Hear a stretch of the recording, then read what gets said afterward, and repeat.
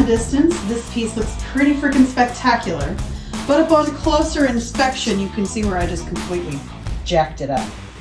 This is a really large transfer, and there's so many nooks and crannies on the front of this piece. But instead of getting mad and sanding it and going forward with another look or whatever, we're just going to embrace this look and distress it. So I have about a 120 on here. I don't want to demolish it. I just want it to be a little distressed. So 120 is perfect for that.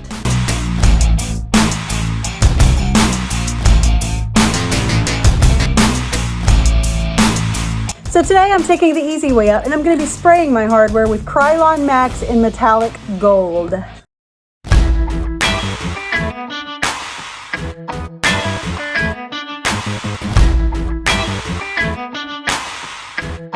Whenever I'm finished with a piece, I like to stand back and say, can I add any more to make it just a little bit extra?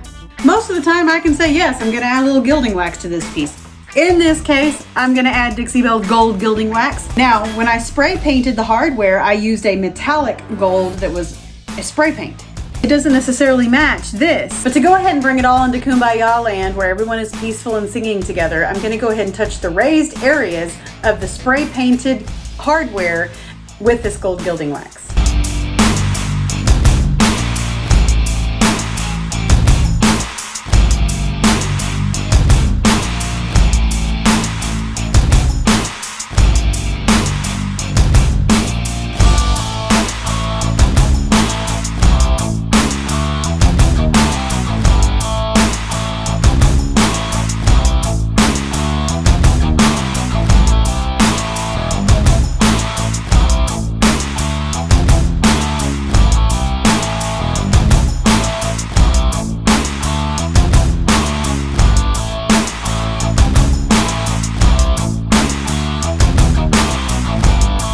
Did I stutter?